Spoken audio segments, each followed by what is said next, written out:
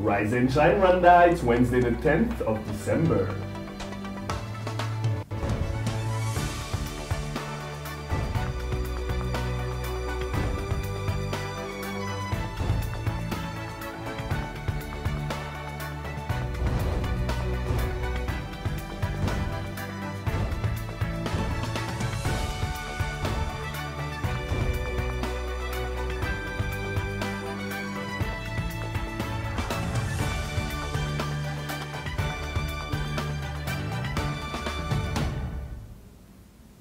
Coming up on today's Rise and Shine Rwanda.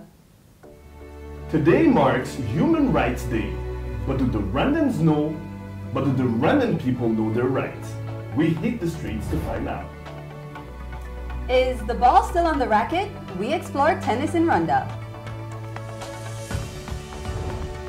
And as we gear up for the festive season, Alan Karachire attends a tree lighting ceremony. Good morning, it's just after 7 o'clock in the morning and you are watching Rise and Shine Rwanda with me, Makeda Mahadio. And me, Regis Isheja. Over the next hour, we'll bring you all the latest news, sports, and lifestyle headlines from here in Rwanda and around the world. And the Rise and Shine team are here in the studio. So guys, it's Wednesdays. What's going on in the world of the money? Well, I have really good news for traders. A bit of some news on a new agreement that was signed between the East African Community and the Euro-Asian Economic Commission. I have all the details for you here today. Yes, you do. All right, Alan, what's happening in lifestyle? Well, as part of me continuing to spread the Christmas spirit, I attended a Christmas lighting ceremony. And look at you getting in the festive season spirit. All right, Arnold, sports. Another day of Crunch Champions League football. It's AS Roma versus Manchester City. Yeah, that's one. That's a huge one. That's a big one. Definitely looking forward to that. All that and more is still to come. But first, Rise and Shine story of the day.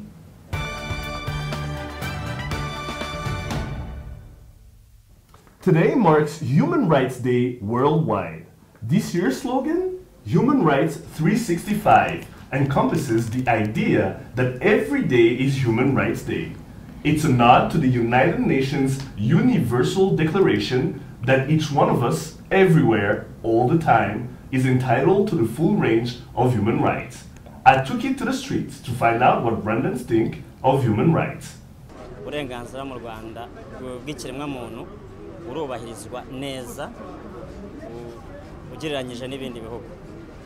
Ariko mu Rwanda usanga ikiremwamuntu ahantu gihurira n'ingorane wenda nko ubushomeri bureza cyane kandi noneho no kugira ngo ushakishe ubuzima ukabona biragoye. Mbese ubuzima muri make bw'ikiremwamuntu buba bugoye ariko buba bufite umutekano wabo. Umutekano urahari ariko ubuzima bw'ikiremwamuntu buragoye. Uburenganzira bw'ikiremwamuntu abantu babakene nta burenganzira babona. Abantu bafite amafaranga n'ubutunzi ni wabo n'ikiremwamuntu. Naho twebwe rero babakene dufatwa nabi, yaba umupolisi uguhisaho n'umugeri, yaba ushinzwe umutekano, yaba iki, yaba daso, nka twebwe babazunguzaye noneho twebwe ntidufatwa nk'abantu, dufatwa nk'inzererezi, dufatwa ahari sinzi ikintu, turi nk'ibikoko. Hari n'abandi bita inkeragutabara. Kugira uburenganzira bw'ikiremwamuntu rero nkanjye wo mukenwe simbarwa nk'umuntu mu rwego rwa leta. Ntabwo mbarwa nk'umuntu ahubwo mbarwa nk'igisimba cyangwa igikoko. Uburenganzira bwa kiremwamuntu tubuha agaciro kuko umuntu ari umuntu ufite agaciro no ku Mana ahantu hose. Ugasanga abaturage bose natwe dushaka kugira ngo twihe umutekano haba mu midugudu aho dutuye cyangwa se no mu nzego zose natwe tukashaka kugira ngo hatagira umuntu ushobora guhutaza undi. Buri muntu wese akaba ari ijisho rya mugenzi we.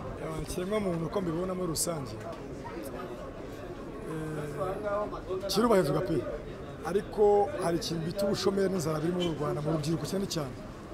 Ubona hari icyo leta igomba gukora kugira ngo gikomeze ahubwo bongere ingufu bagabanye ubukene n'ubushomeri mu rubyiruko.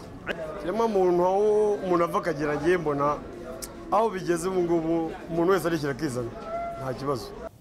So, Regis, you went out, you spoke to the people. What did you gather yourself from Human Rights Day? Basically, it's quite simple. They feel like human rights are respected in Rwanda, but they're also saying when you're poor, what they consider the low class, when it comes to financial, economic status, they feel like the haves are the ones with rights and the have-nots have no rights, basically. And they're also saying that the youth, with the rate of unemployment, are not really helped when it comes to rights, that they're not really respected as they should be. Right, and then when when you compare what you went out and you've seen today or what you've experienced yourself to other places around the world, you think about, conflicts like in Ferguson or, even in New York City and also even in Kenya, with my, right here in the region.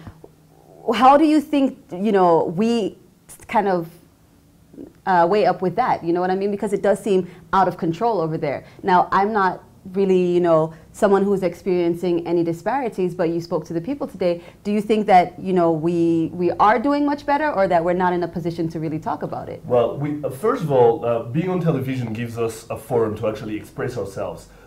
These people I went to talk to are your regular folks. They're your regular people. They just have regular jobs. They'd like to go by, but they're also telling you the reality, the harsh realities of life. What's worrying me is that the planet has never done this bad. I mean, it's never gotten to this point. We're talking about the United States of America. This is like probably... I think it's definitely gone through its phases. I mean, you think about slavery or all these wars and genocides that have happened. No. I'm talking about, of course, when it comes to that, then we're talking extreme problems when it comes to rights. But I'm talking about as far as just you being a single black person in America, living in America today, with a black president and still not being able to walk the streets feeling totally free, because you never know what's going to happen to you. And it's really bad. So do you think that this is the representation of the people that you went out and spoke to? Do you think that it's what everyone in Rwanda is thinking, or do you think that it's just, personal opinion? These people I talk to are only worried about what's happening to them. They have enough to deal on their own with their own lives. They don't know what's happening in Ferguson or in New York City. But at the same time, what we're seeing happening here, for a lot of people, they will feel like, oh, it's Africa. It usually happens in Africa. Terrorism, wars, all these things. But we're seeing in the news that it has really nothing to do with geography here. I mean, it's happening all over the world. We have a rise in terrorism we hadn't seen in a long time. I mean, you have East Africa, you have West Africa, then you have other problems in Asia, Arab countries. It's really bad. It's really bad at the moment. Right, and I was actually quite surprised to hear the lady saying that, she didn't feel respected by the police because she was poor. Is there any other things that she was saying that you didn't get to put in the video? She said she felt like an animal. That's how bad it was. She said we're being treated like animals because we have no economic power, no financial power, no status whatsoever. And she's saying basically, people like us, you shouldn't even be asking me about rights because I don't even know what rights feel like. Now, is she being extreme when she's talking about it? Maybe a little bit, but at the same time, this is the life she's living. She feels like she's part of the have-nots, and she hasn't been really taken into consideration when it comes to human rights. So, is it what everybody else feels? I don't think so, but hey, it's a personal feeling. You can never count it out. Hopefully these are the things that are going to be addressed during Human Rights Day. I think that's the reason why these things even happen internationally, Absolutely. Right? All right, well, you are watching Rise and Shine Rwanda. Stay with us, we'll be right back. Neshi? Hey, kid. Kobe Bryant?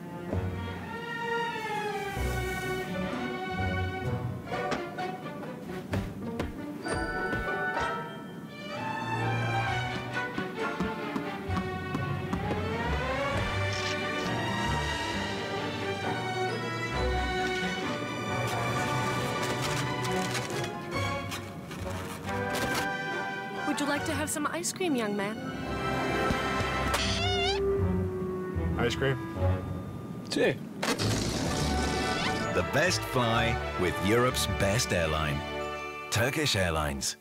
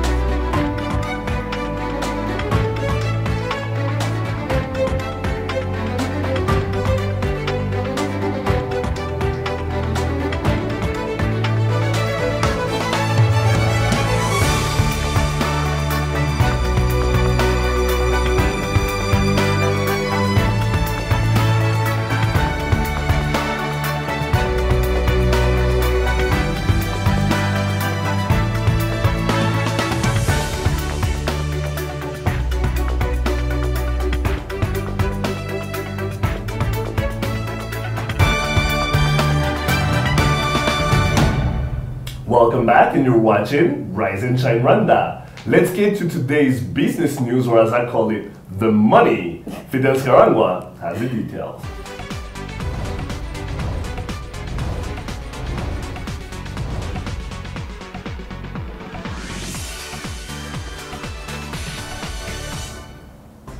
Three business stories making headlines today. The National Agriculture Export Board plans to set up a modern horticulture center at Murindi in Gasabo district to help small-scale farmers acquire skills and market information.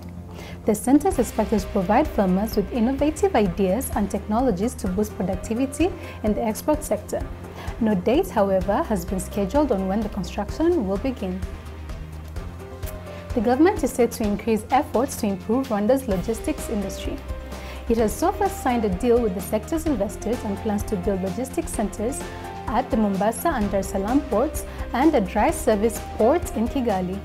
This is expected to boost the country's service and logistics industry and reduce the cost of doing trade in the region.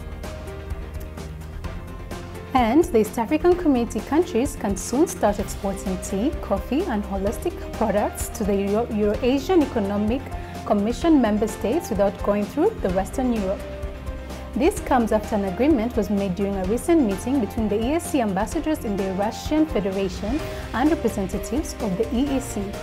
Officials say that this would help in the learning about the EEC integration process and development of the economic bloc, with viewing of exploring business opportunities for member states.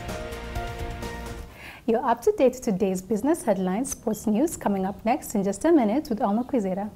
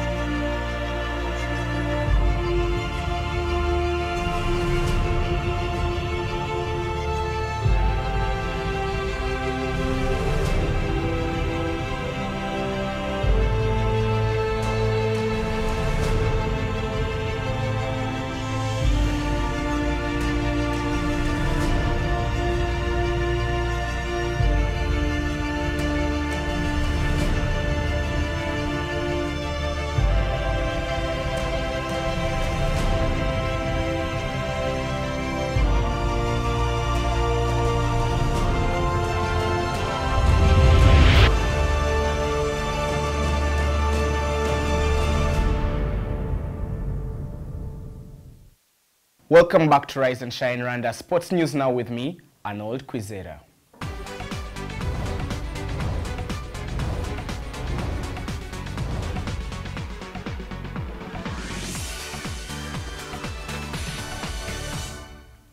Starting with cricket, the under-19 women's team posted mixed results at the ongoing T20 Girls Tournament in Tanzania. Rwanda could only manage one win against Botswana in their second game after being put to the sword by Kenya in their first fixture. The third game was no morale booster either, as the inexperienced girls succumbed to a 14-runs loss to Uganda before being edged by Tanzania to a 54-runs loss. Moving on to local rugby, Lions de Fair Rugby Club have maintained their grip at the helm of the local rugby after winning the inaugural 10-a-side tournament in the country. Despite bringing in experienced Ugandan internationals in Kevin McMort, Jasper Iyongat, Alan Otim and Emma Ochedu, Buffaloes could not stop the high-rolling Lions in the finals as they cruised to a 28-14 victory for their fourth trophy of the year. And finally to the Champions League. Manchester City will have to win without injured star striker Sergio Aguero if they are to avoid a third consecutive group stage elimination in the UEFA Champions League. City will take on Italian giants AS Roma in Rome's Olympic Stadium, knowing that defeat will bring another Champions League campaign to an early halt as they try to qualify for the round of 16. In another thrilling fixture, Barcelona hosts Paris Saint-Germain with the first place spot up for grabs in Group E. And on to tennis. Football and volleyball are often mentioned in the sports section of your favorite local newspaper. But what about tennis?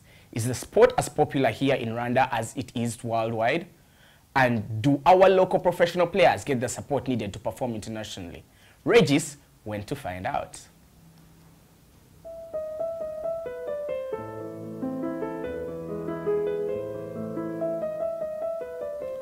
Long considered to be an elite class sport, tennis became very popular in the 90s, thanks to these guys becoming pop culture phenoms. To the point where advertisers made tennis their #1 source of income. Or what? Express yourself. There's more. The world's best tennis player, Pete Sampras. Coincidence or Dannon? We even have former champions who linked up to make one of the top power couples in Hollywood. Borderline. Fast forward 20 years later, and Roger Federer is as popular worldwide as Cristiano Ronaldo is. Here in Rwanda, tennis became accessible to the ordinary amateur in the late 90s. Professionals started participating in continental competitions, and the sport took off. These days, many have called out the Rwandan Tennis Federation, saying the support the players once had is long gone, and complaining about not being able to participate in African competitions like they used to. I started out in 1995. To this day, I've represented Rwanda in many African competitions, but I've sort of given up on the competitive side of things due to lack of support.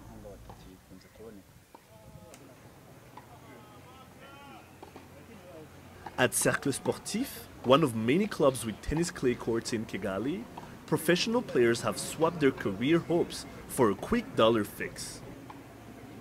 They've all become coaches, and their competitive fire is long gone. When we're supposed to participate in African competitions, something always comes up, usually on the financial side of things. And that makes the country look bad because we get fined for not participating in these tournaments.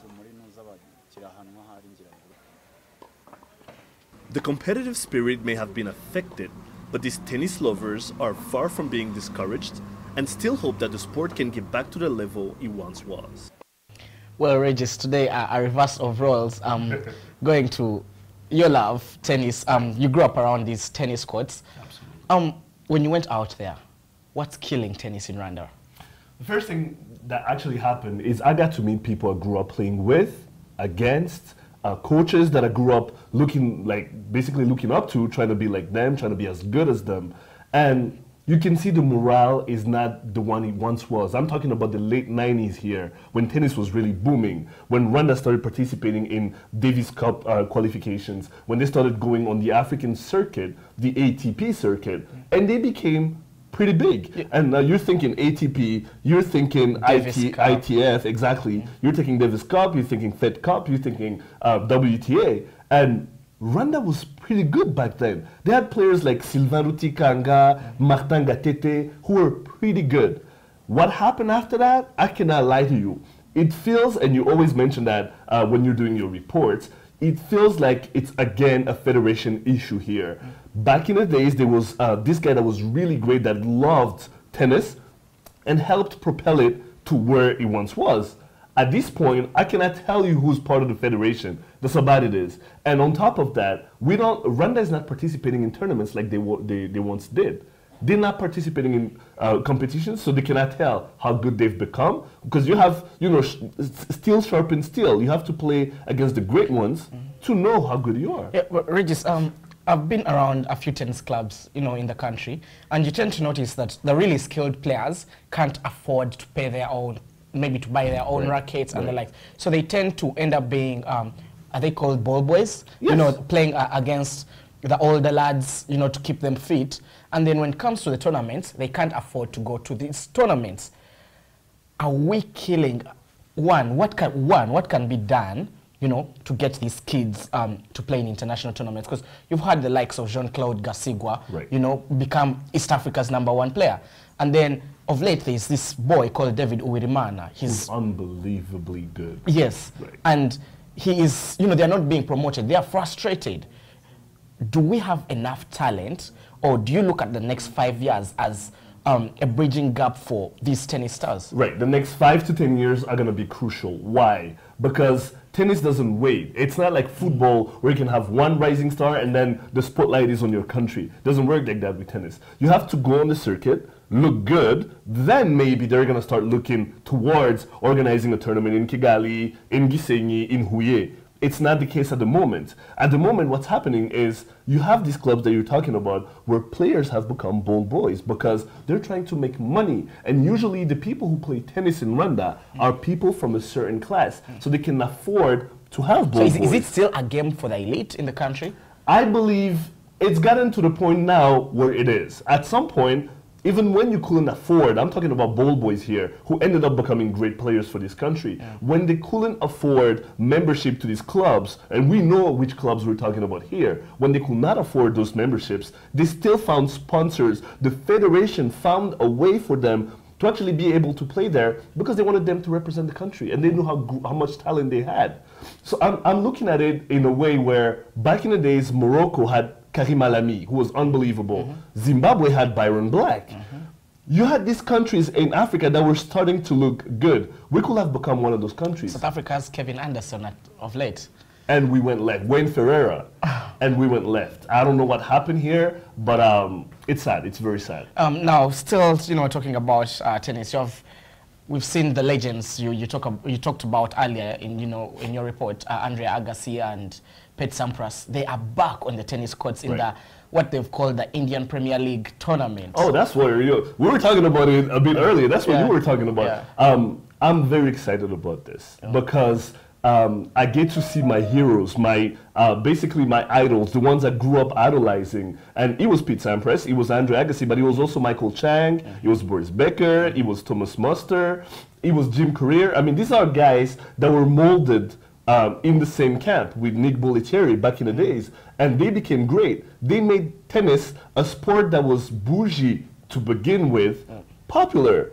Everybody started liking it. Everybody wanted to dress like Andre Agassi, have the same Oakleys he was wearing, and they became superstars. Boggs hairstyle. Exactly. Everybody, some of them became sex symbols, others did commercials. They became huge, and that was great for the sport. And it translated to the women's side of tennis. Monica Seles, Martina Hingis, Steffi Graf, Arantxa Sanchez became pretty good. To Serena Williams now. To the Williams sisters. Okay, now Regis, we move on now to football. The UEFA Champions League tonight, crunch time, Manchester City versus AS Roma. You're loving being in the driver's seat here, asking all the questions. At the Olympic Stadium, Manchester City without Sergio Aguero. Time for them to show they're not a one-man team. Will they step up to the plate against the Gervinho-led AS Roma? That's going to be hard for me to say because I believe they are a one-man team. But when you think Man City right now... Yaya Toure, a one-man team? He's pretty good, but Sergio Aguero, see, certain teams don't rely on one player. So will we say Real Madrid is a one-man team, being that Cristiano Ronaldo is the shining star in Real Madrid? Cristiano Ronaldo is the quintessential player for Real Madrid. But that's not the case when you have Gareth Bale, when you have James Rodriguez, when you have Karim Benzema, when you have, everybody So you are saying, yeah, Toure is not in that class? No, he's not. And that's a problem because when you look at the way Manchester City plays, it starts with Sergio Aguero, it ends with Sergio Aguero. With him not being there, having to face an Italian team that's very seasoned, that's used to this competition. We're talking Francesco Totti. So it's going to be hard for Man City. It's football. You never know what's going to happen. It takes 90 minutes. But at the same time, this is the UEFA Champions League. You have to bring it. And not having your leader when you don't have quote unquote. Vincent Kompany, they say they're going to test him about an hour to the game. He might be fit. Mangala doesn't have the best of experience. That's great news for Man City because this is an experienced player, whether we're talking Manchester City or Les Diables Rouges, the Belgian national team. So he's unbelievable as a player. But this is the UEFA Champions League. So what will this have on Pellegrini's, mark as a coach of Manchester City, brought in because of his Champions League experience, with Villarreal before and Real Madrid?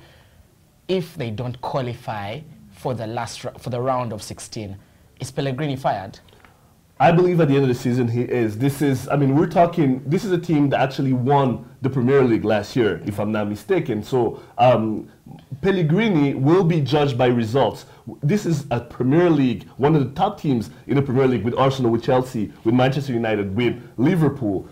This is a team that has basically no excuses whatsoever. You have to win. They expect you to win every year. There's a lot of money involved. The investments are pretty big, and they bring in great players a year in and a year out. And the 200 million facility. Exactly. So you have to basically.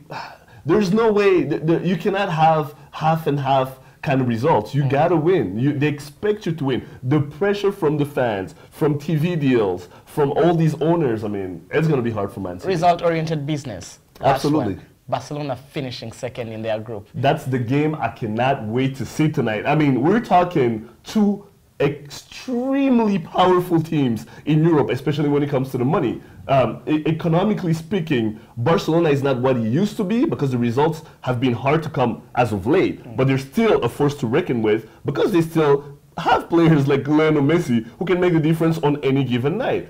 But Paris Saint-Germain, we're talking about a team that has been bought and reconstructed all over again.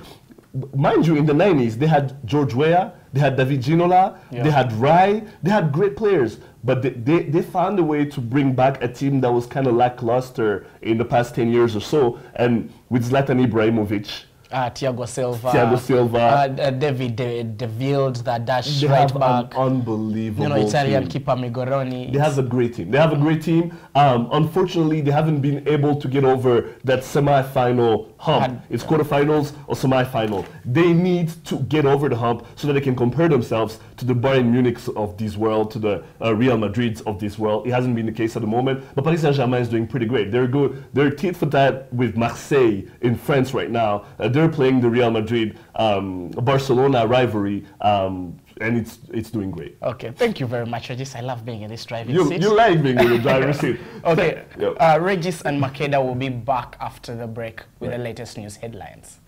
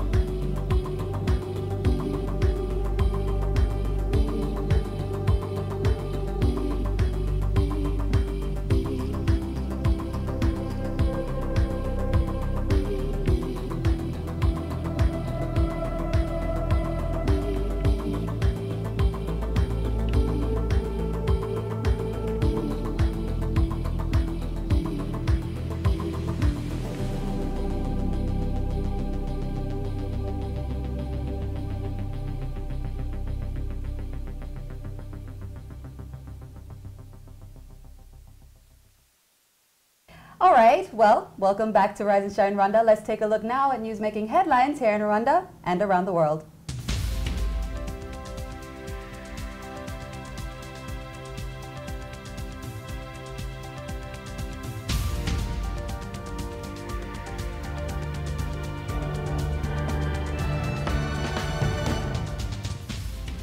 The government, together with the African Development Bank, has signed a deal worth 13 billion francs in support of the Center of Excellence in Biomedical Engineering and e-health at the University of Rwanda. This is expected to contribute to the development of biomedical sciences to help meet the needs of the region's labor market. Officials say the centers will be useful not to the health sector, but also for socio-economic development. The institute is expected to also provide training and research to cater to regional needs. Crime in the country is said to have dropped by 5% compared to 2013.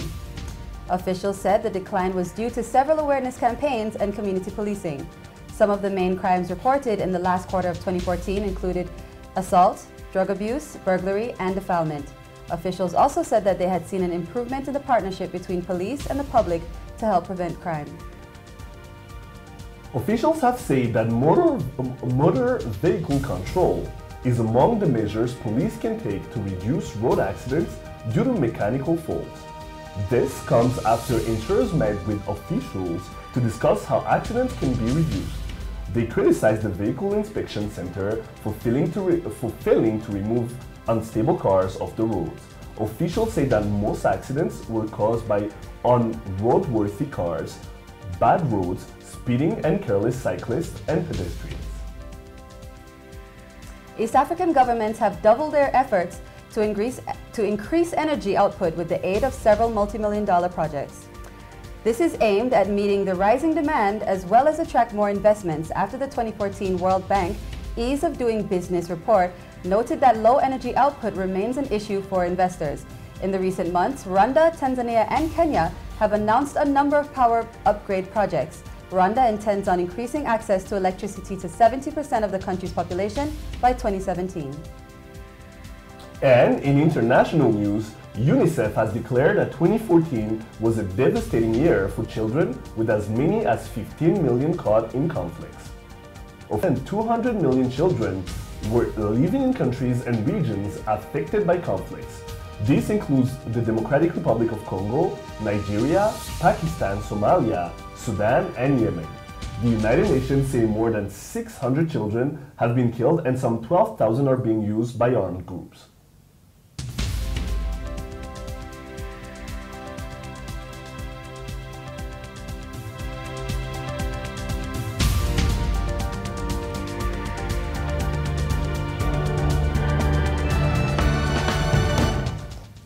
Alright, time now for a review of the headlines. Our very own Arnold Kwizera, clearly a man of many talents, joins us now to look through some of the front pages. Alright, Arnold, so when it comes to parastatals here, we're talking about close or privatized debt-ridden parastatals. That's what the Rwanda MPs are basically telling the government. Yeah, the MPs are pushing for a bill for the government to close or privatize some of these parastatal bodies, the likes of Onatracom, the likes of King Faisal Hospital, which according to the Attorney General's report of 2013-2014, they are poorly run. The administration is terrible. Another of these is the Genocide Survivors Fund.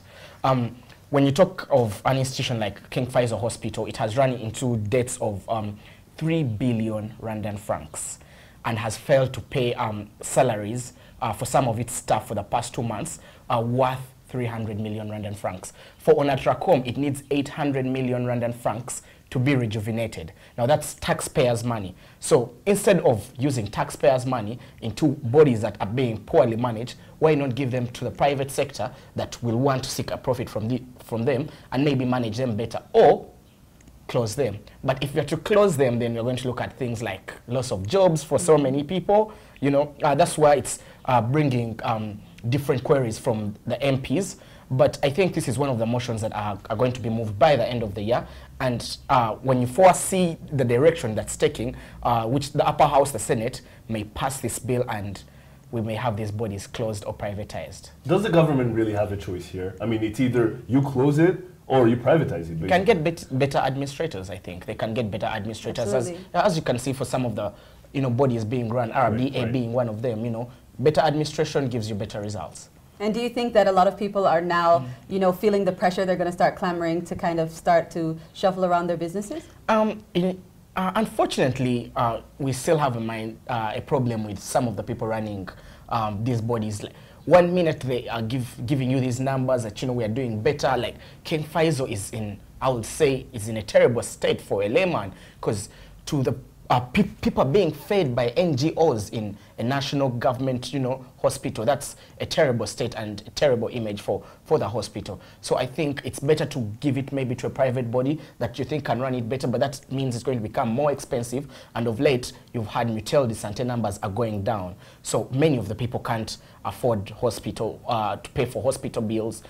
This may end up being a bigger problem in the long run, but I think the government, as a government, is supposed to find solutions for the people. Right. So let's move on to the next headline. It is Human Rights Day, and we are looking into the Rwanda Prisoners Bill.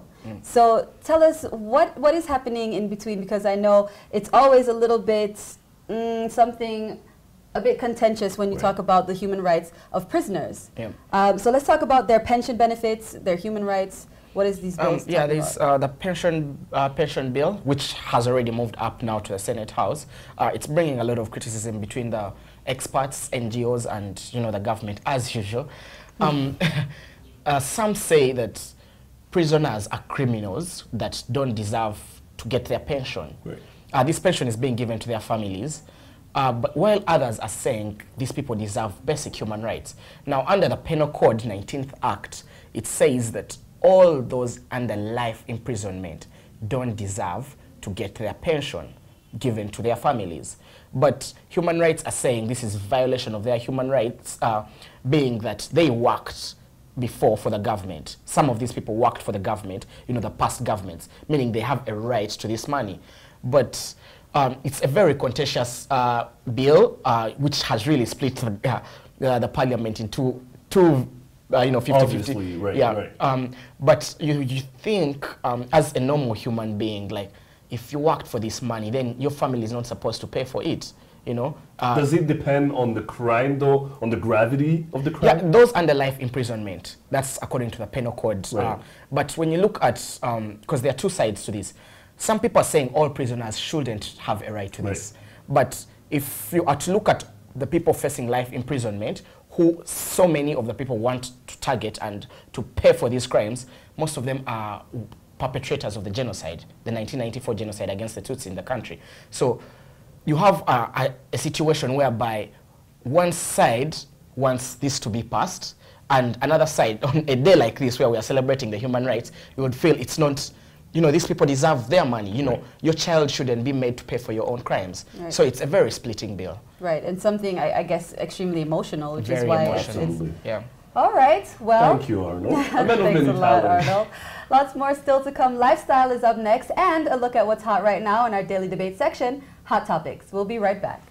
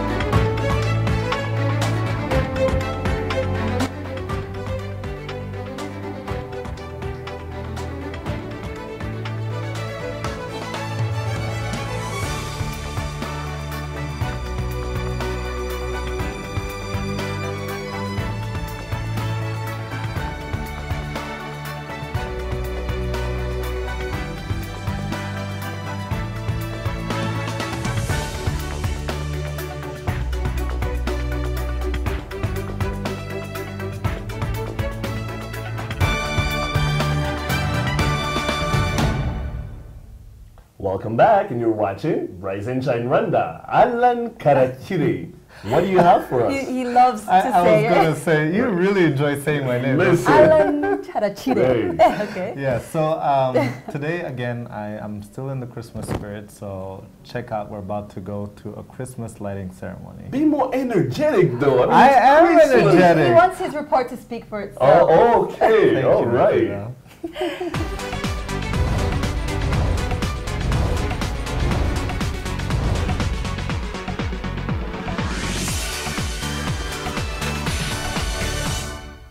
As we enter into the festive season, families, corporate companies, as well as various businesses are playing their part in setting the Christmas spirit. I recently visited one hotel that decided to host a tree lighting ceremony for their clients, families, and friends. Let's check it out. All was merry as crowds of different ages came to attend the tree lighting ceremony at Grand Legacy Hotel. Particularly joyful were the staff of the hotel, who said it was important for them to share the festive occasion with their loyal customers. The event was basically going by the theme of the month, which is Christmas and New Year celebrations, the festive season. We decided to call in all our corporate and tour and individuals who have been supporting us to join as a family and mark the beginning of Christmas by lighting a Christmas tree. Then came that moment we had all been waiting for, when the special guest, the Minister of Sports and Culture, Joe Habineza, and a young little girl called Samantha officially lit up the Christmas tree.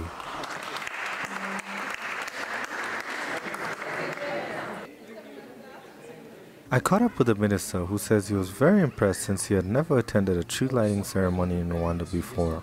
Actually, it's the first time I see it in Rwanda, but many East African countries, even West Africa, they like, especially those who were colonized by UK, by the English people.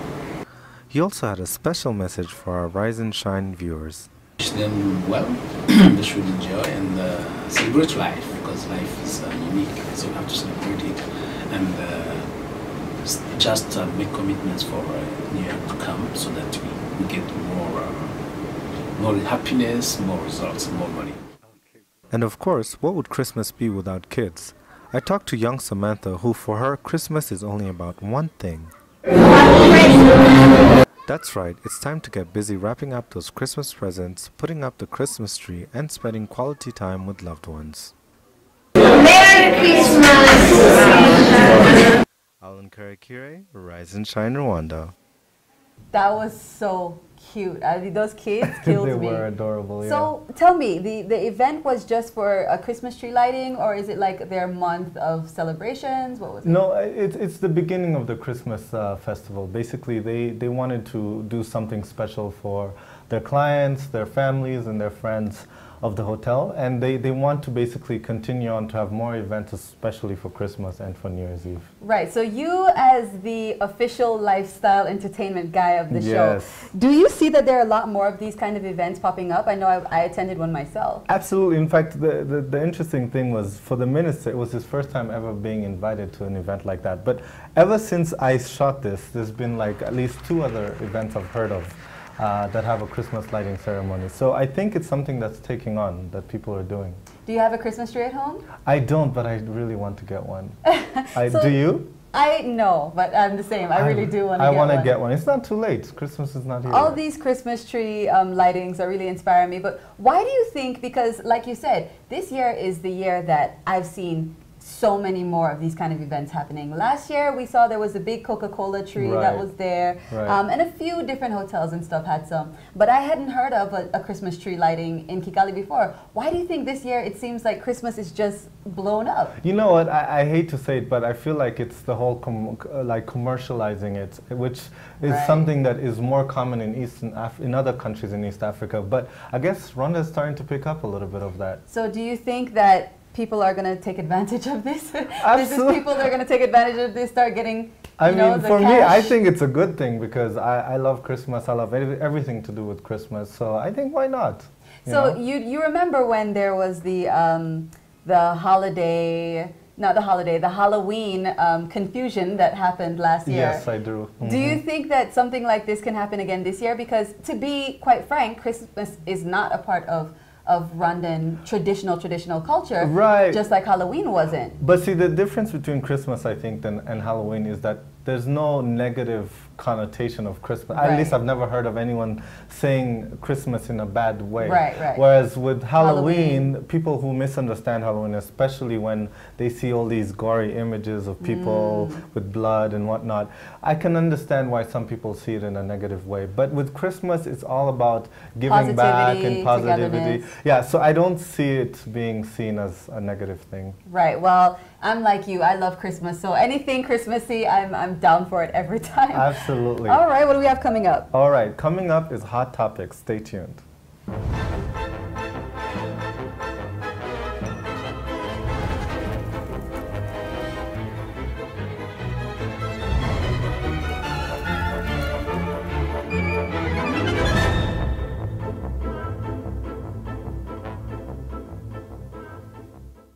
Welcome back. It's that Hot Topics time again. As always, you can join in on the debates through our social media, whether it's on Facebook or on Twitter.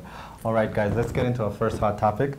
This one is about an article that came out recently with photos on the Huffington Post, which is very popular. It's about a wedding. This couple called Nina and Sebastian, they didn't give their last names, had a Masai Mara themed wedding. It was actually, the wedding was in Masai Mara. I'll let you guys have a look at some of the pictures.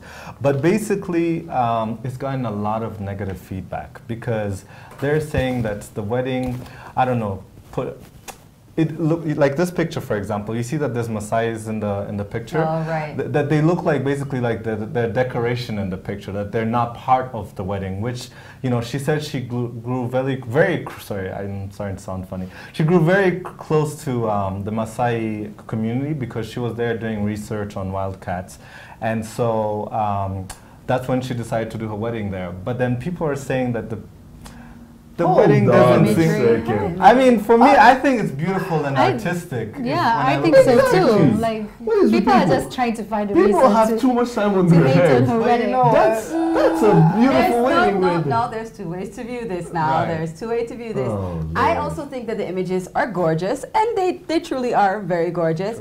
But I do see how some people could feel a little bit strange about it because there are just Maasai standing there, kind of like. And she said she was close to Maasai. If this had been a black man and a black woman getting married at the same spot with those same Maasai standing right there, nobody will be saying anything. True. Okay. Or even two black people with white people standing next to them, just in the picture. I said, well, you know, let's think about it in another way. Perhaps if an African couple, I don't know, went to Japan and had some geisha standing there or something, would it be a big deal? You know? Maybe it wouldn't. But I just feel like some people at home are going to feel me when I say that tux looked great. I'm feeling the tux, whoever you are, Sebastian, homie, you look fantastic. If she knows the Maasai that were standing there, maybe not. But if she was like, hey, can you just be in my wedding photos? I don't know. I could see how it could be a little bit strange. There was even one of the Maasai there who seemed like he was holding up his little thing so that it would cover his face. So it wasn't a spear. What was it? It was a,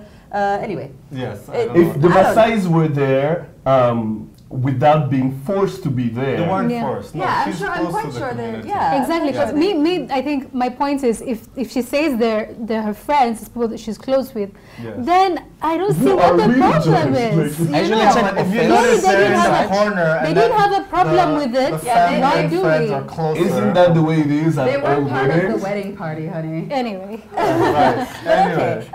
No. I think one way to look at this, by the way, is if this wedding happened here, and there were people like in Hore standing there, or ladies in Mishanana, no, that they don't know, who are just standing there as decoration, while they're in their white wedding gown and their. But who says they were there as decoration, though? They weren't there. They were part of the wedding. Exactly. I'm just Alan's part of the wedding. No. Part of the What were wedding. they part of the wedding as decoration? Okay, so. As part of the theme. Well, those are the pictures we've seen. Maybe they have pictures of them in like the dinner party or something. Anyway, I choose to look at it from a positive point of view, so that's it. I think it's beautiful. Yeah. That tuxedo looked great. great, Sebastian. All right. Okay, let's go to the next hot topic.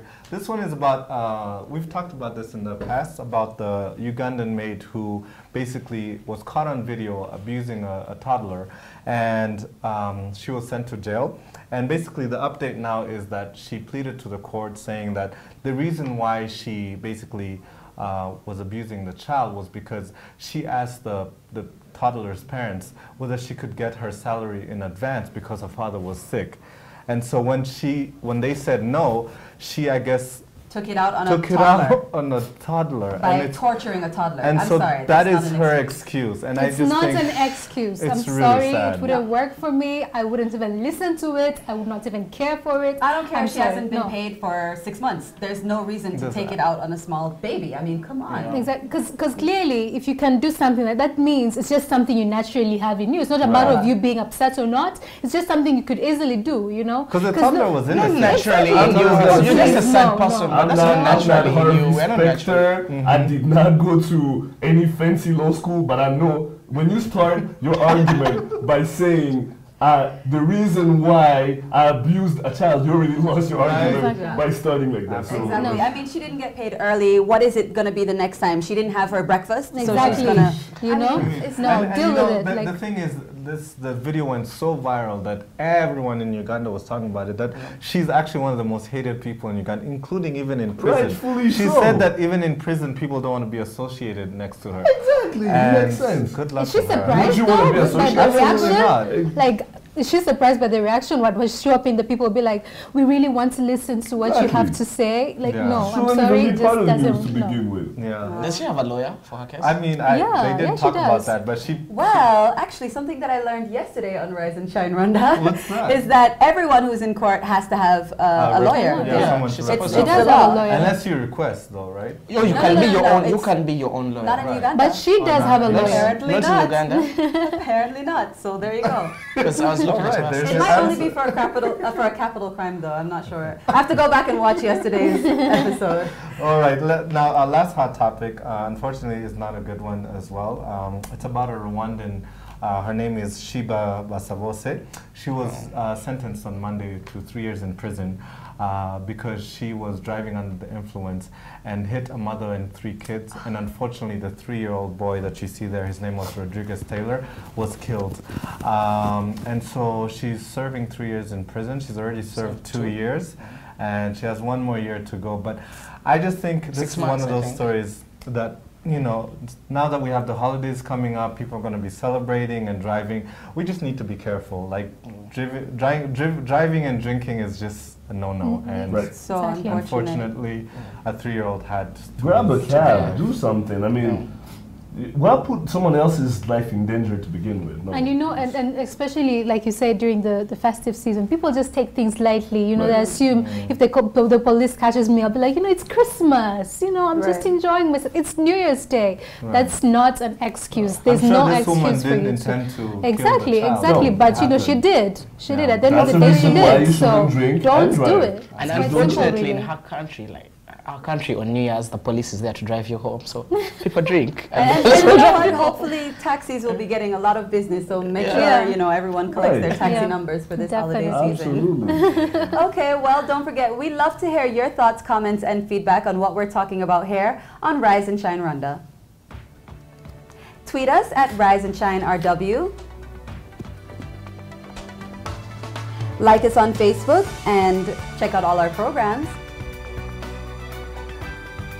Check out our Rise and Shine Rhonda YouTube page where you can catch all the shows and the reports that we do. Find us on Instagram, Rise and Shine RW. We'd love to see your photos. Or simply check out our Rise and Shine Rhonda website. Well, that's all the time we have for today, but we'd love to hear your feedback and do let us know if you have an idea for the program. You've been watching Rise and Shine Rhonda with me, Regis Isheja. And me, Makeda Mahadio. We'll be here same time, same place tomorrow, so please do join us then. But for now, from the two of us and the rest of the Rise and Shine team, have a very good day. Goodbye. Have a great day.